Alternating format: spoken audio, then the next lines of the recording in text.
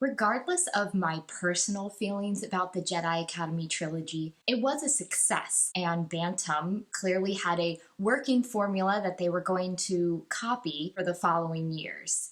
So 1995 saw the release of a number of Star Wars books. We have two hardcover books in the spring and in the fall, a three-book trilogy spread out throughout the year, and the first of the Tales books, or short story collections.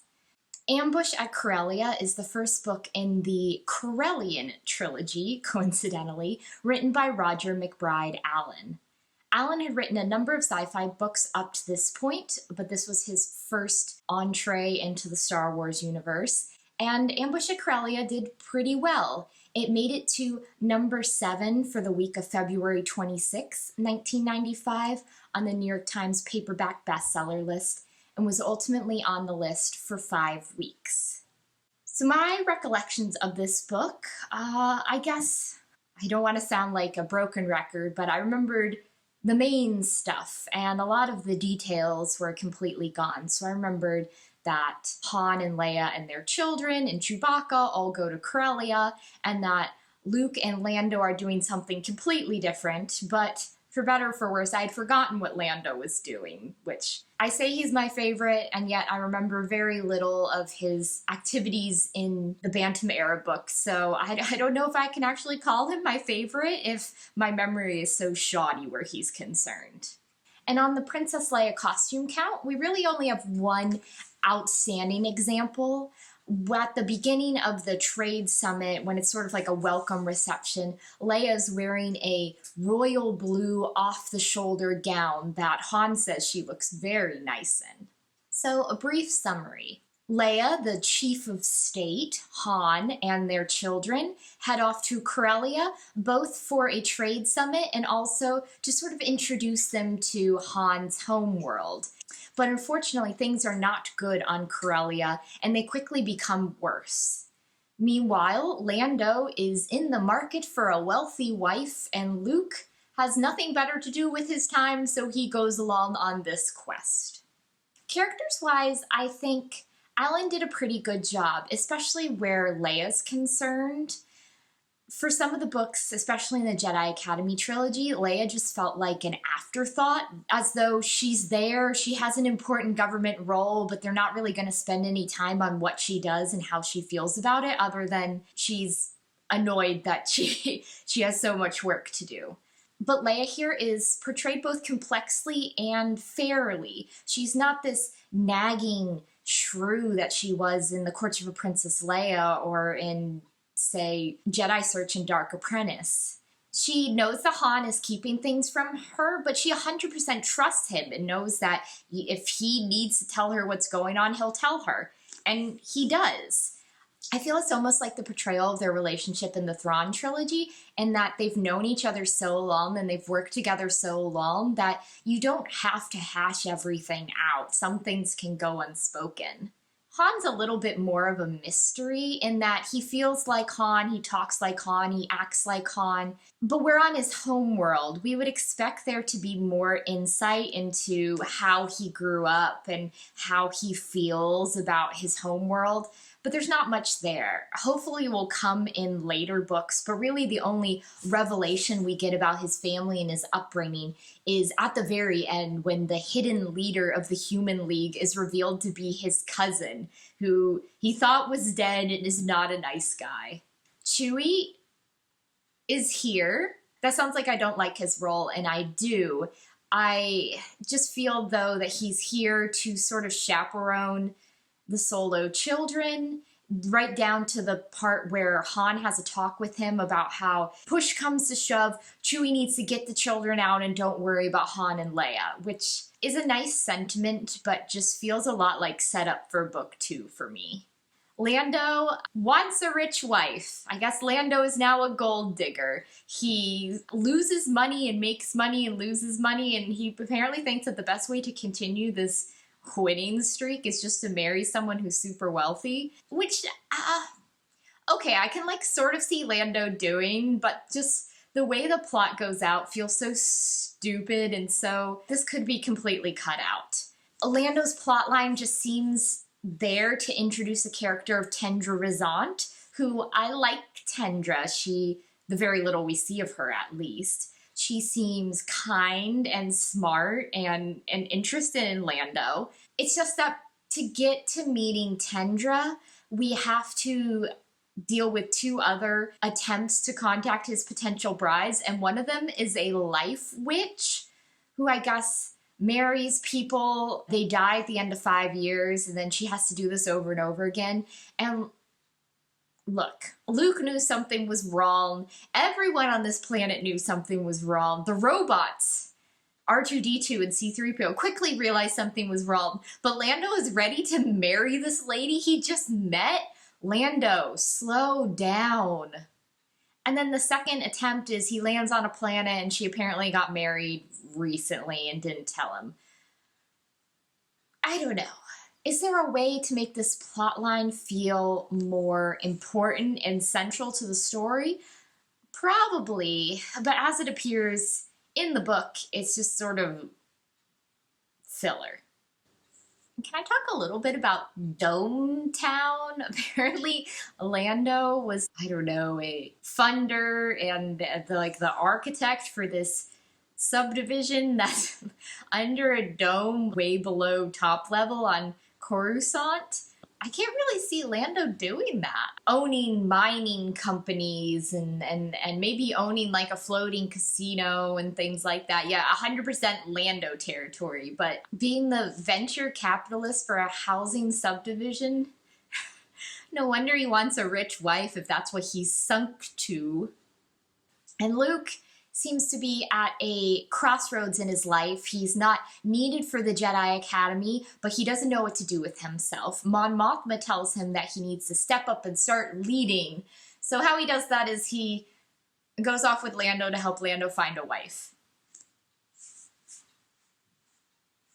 Again, I think that this will be covered more in the next two books, but it just seemed like a very flimsy plot line at this point. All the Solo kids are here with not quite as much to do as they had in the Crystal Star, but they're here, and obviously this is set up for more stuff. They sort of, have their differing personalities. I feel like Crystal Star maybe portrayed this a little better in that we knew that Jaina was the techie, handy one, and Jacen was the animal-loving one. But, the differentiation's still there. It was just sort of weird to find Anakin being the very tech-skilled one, because that was sort of the role that was given to Jaina in the Crystal Star, which she was the techie one that likes to take things apart. And it felt, in a way, almost like him usurping her skills, but with an added bonus of, and he can use the Force with it too. So I'm not quite sure how I felt about that. The only weird thing I have with the portrayal of the Solo kids is that at this point the twins are 9 and Anakin is 7.5, but Anakin just seems way, way younger than that. It was the same in Crystal Star where he's 3.5 but felt like an infant. Here, he's, an elementary school age kid, but the way he talks and the way he behaves, he's acting like a toddler. It almost makes you wonder if he's supposed to have some sort of learning disability or developmentally challenged, but I mean, he's not. He's supposedly the most Force sensitive of all the Solo kids. He's just comes across as very young, very babyish.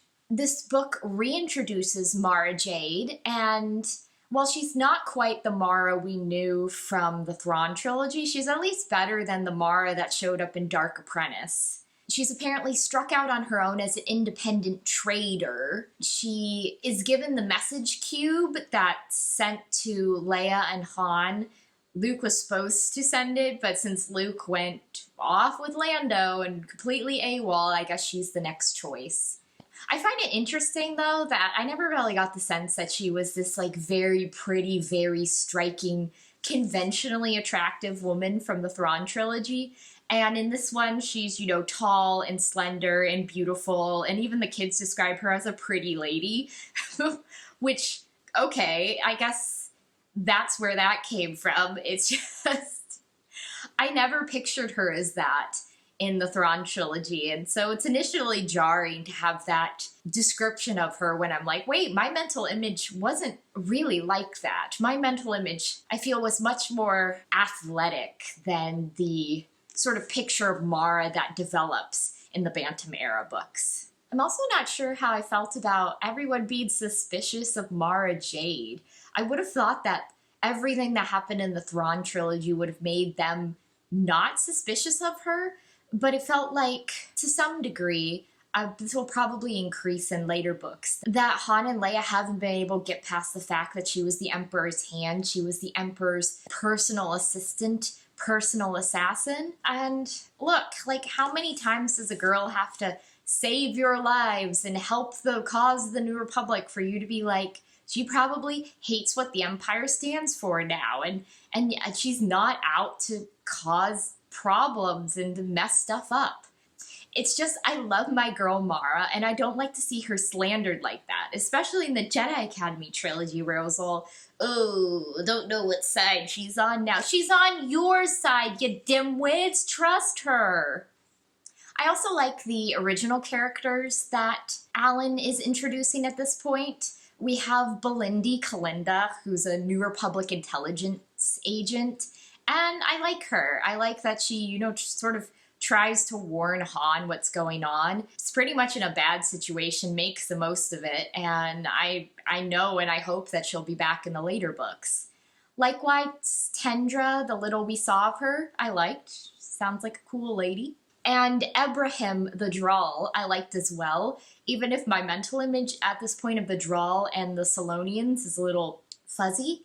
I'm sort of picturing the Solonians as being giant otters and the Drawls as being sort of like Ewoks, but more intelligent looking. I like him, I like his attitude, and I like his droid, which is like R2-D2 on steroids, but unable to differentiate from sarcasm at this point. The bad guys, we don't know much about them at this point. Obviously, the Human League is like this xenophobic, anti-alien group that wants to kick all the aliens out of Corellia. They want to, make Corellia great again. 2, how Corellia has fallen on hard times is a little fuzzy for me.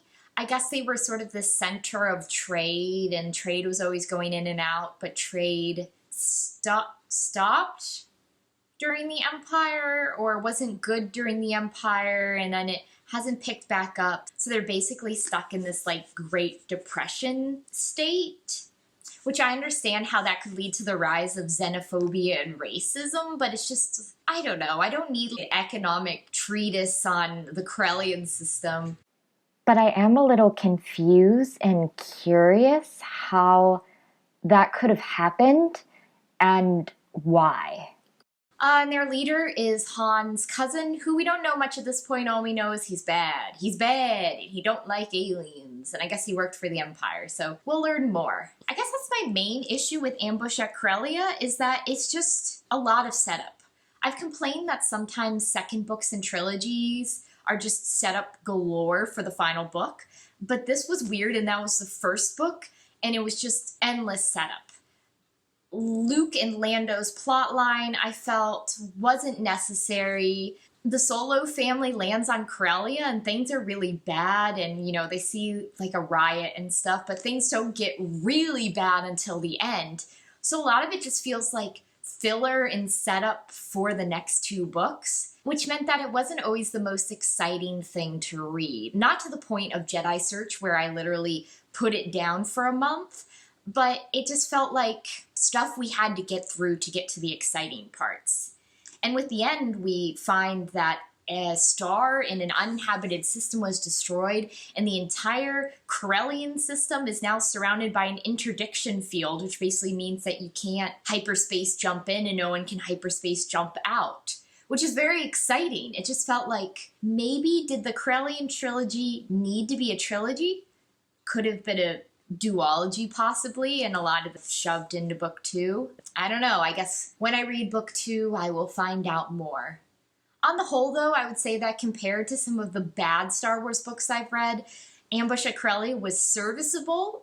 which sounds like an insult, but it was a Star Wars story. It wasn't horrible. It wasn't super weird.